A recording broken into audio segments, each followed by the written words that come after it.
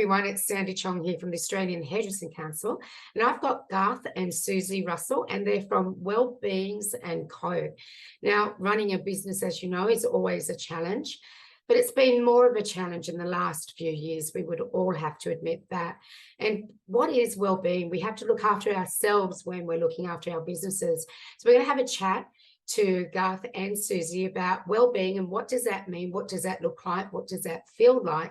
Because it's really important for us to be able to take care of ourselves and our business and all of those that we take care of in our businesses and our community, that we take care of our wellbeing. So I'm going to pass over straight to Garth and Susie, and they're going to have a chat about wellbeing and what that means to us. Thanks. Hi, Garth. Hi, Susie.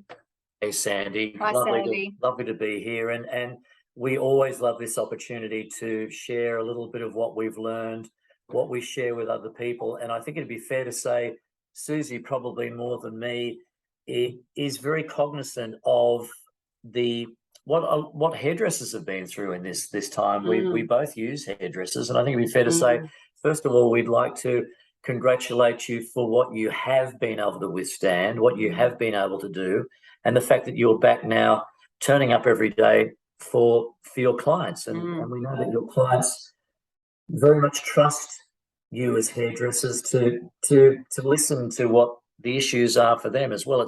It's a really important relationship. We totally get that, don't we? That's right. And you have to keep nurturing that relationship. And, you know, we're going to go through more challenging times. And so today we wanted to come on and have a chat about, you know, the foundations and where we can start. Because And Sandy, you know, you said it in the beginning, what does it feel like? What does it look like? And what does it mean to someone? That whole notion is so individual, because we're all individuals and we're all unique. So something might be working for someone with their health and well-being, but it might not work for the next person. So out of this conversation, what we would love is that you take something away for yourself as an individual, as a human being, and in whatever roles and hats you wear in life, because we're all different. And with what we always do, it's I guess being appreciative of people that understand that well-being is important. To first of all acknowledge that well-being needs to be near the top of our list, not at the bottom, because from that awareness, then comes education, then comes that process where people have a growth mindset around this. It's so important that we don't stick our heads in the sand and go, I'll be okay, the people around me will be magically okay, we'll all bounce back from this. It's not the case. We have to be prepared to be brave and courageous enough to go, all right, I need to have a look at where I am, and I need to work on ways that I can improve how I'm feeling about myself and how I feel about the people around me. And well-being is the platform that we use to help people move forward and find resistance or find resilience and a stability in what is continuing to be a very unstable world. And so it's like the foundations of a house. If we go to build a house, one of the first things that we look at is, you know, what the ground is feeling like, what's there, what's in the earth. So, you know, human beings are no different. We need our foundations too, and you can start to set some of your own foundations. And by that, we don't mean to, you know, for this to be overwhelming. What we love to talk about is really small steps and make things simple and easy for yourself. Because if it's going to be simple and easy and there's small steps, it's going to be more sustainable. And look, believe you me, the smaller, the better, because that's where you can see major change and major transformation. It doesn't have to be big. It doesn't have to be overwhelming. It doesn't have to be something you do 7 days a week, 7 times a week. It's just what we really encourage is start small, but be consistent and act on it. Like, do it. Don't not do something about it.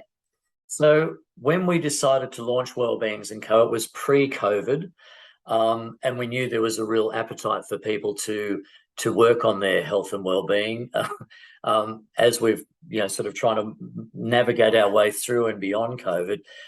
That need is greater than ever. So we thought, okay, how do we want to approach well-being? How can we make it easy for people to understand? And as Sue's alluded to, it is about foundations. It is about pillars. So we talk about the 5 main pillars of well-being, and they are psychological, emotional, physical, social, and even spiritual. And our whole aim is to help people identify those parts of their lives that they can build on those foundations to create a positive trajectory. Because I think what happens is quite often we get stuck, we get overwhelmed, we don't really know what to do next. And our mission is to make, as Sue says, those steps forward incremental and small, but then to put them under those different pillars of well-being. That's so we right. can, we're very interesting creatures, but we look holistically at what makes someone well. And it's not just what they eat, or it's not just what they think. It's a whole pie, if you like, and we delve into that. We're looking at a whole human being. So these, when you think of an activity or think of something that you would like to do in terms of improving and enhancing your health and well-being, think of activities. And it could be one activity, but it actually ticks off all the pillars of well-being. So that it might be going for a swim, or it might be, okay, let's use going for a walk, just going for a morning walk. And you decide to do that once a week.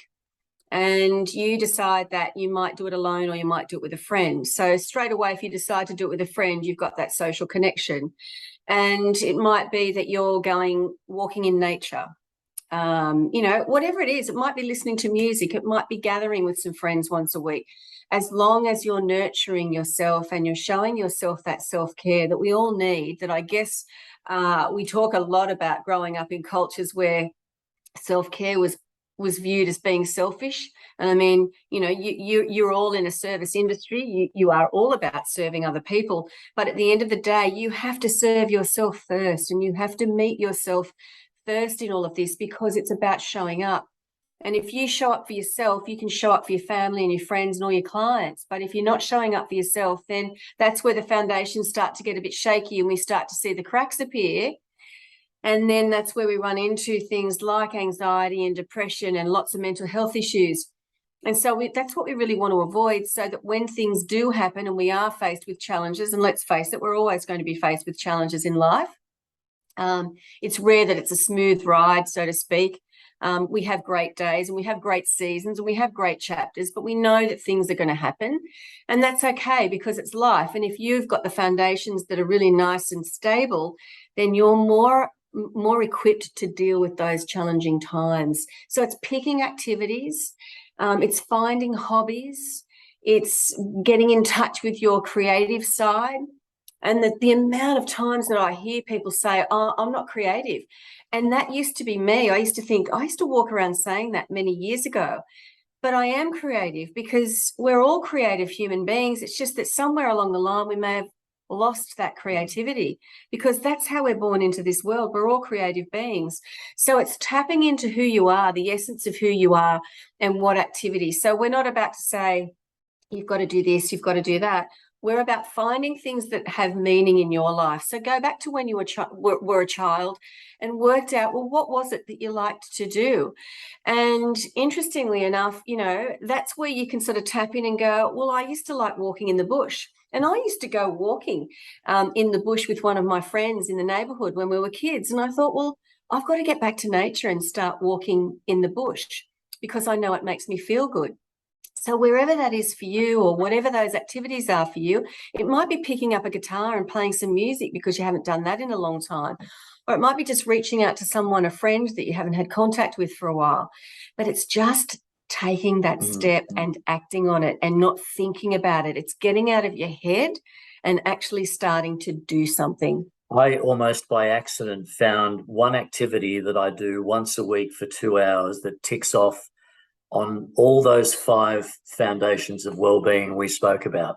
And for me, it is meeting up with a bunch of blokes on a Saturday morning. We get there between 6 and 6:30 down at Merriweather Baths in Newcastle. We do our laps. We come out and we talk and we take the mickey out of each other, and we laugh and we share, and we go and have a coffee and we talk some more and talk rubbish as we choose to do. And I've been doing this for about 3.5 years, and it was almost coincidental that around the time I started talking about the foundations of well-being, I realized that in that one activity that takes me 2 hours a week, I tick off on my physical, because we do our laps, my emotional and social and psychological, because we all connect.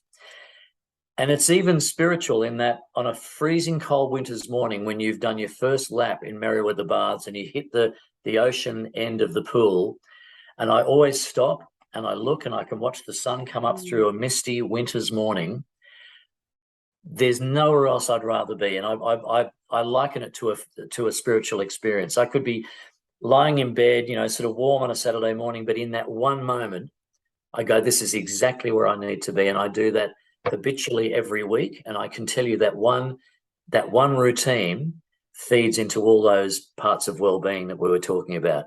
So we set out to demystify well-being, encourage people to, as I said, prioritize well-being, and then help people create those habits that feed into all those areas of well-being that we've been talking about. As human beings, what we tend to do is complicate things, or we tend to ruminate or think about things too often, and we don't actually act on them. So we try and take the complication and the overwhelm out of well-being and just get people taking small steps consistently on a regular basis just to develop that habit. And it doesn't matter if it's once a week.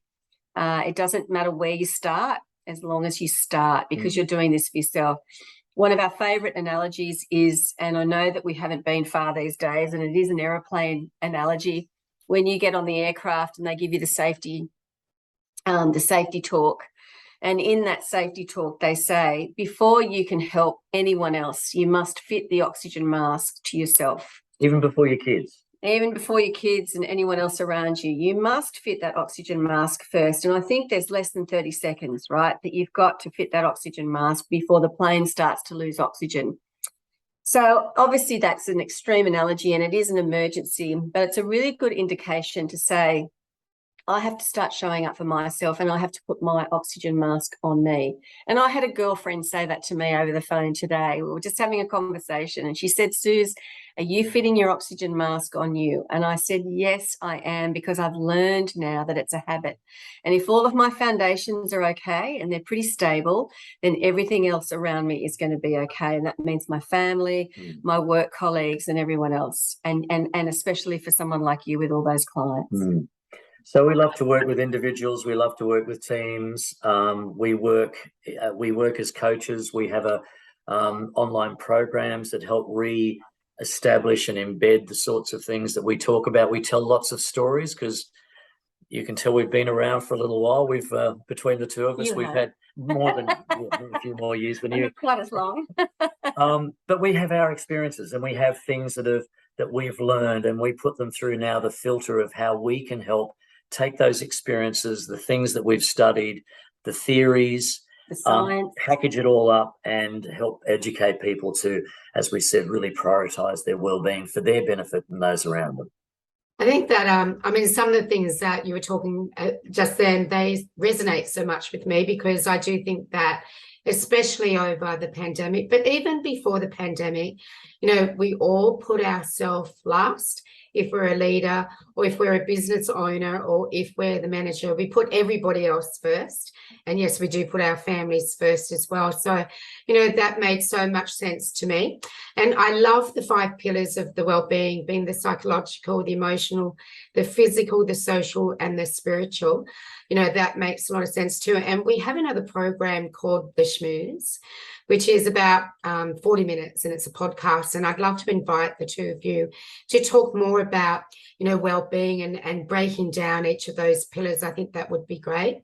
I live opposite Merriweather Beach, and my husband does swim in the baths as well. I don't do wet, so that does nothing for me. Even though we live at the beach, I'll dangle my toes in sometimes. But I like to go for a walk. And so we all like different things. I'm always begging my husband to please take me for a walk, but he wants to have a swim. But anyway, I think that, and even thinking about what you said, Susie, about what did you like when you were little, I think that's why those colouring books became very popular not long ago, because, we do like colouring in, and even I like colouring as well, although I go out the lines a lot. Like to laugh. bit of a scribbler. But anyway, thank you so much for your time. That was really interesting. And I think a really great reminder to all of us to put ourselves first, to think about our own well-being before we can take care of everybody else's.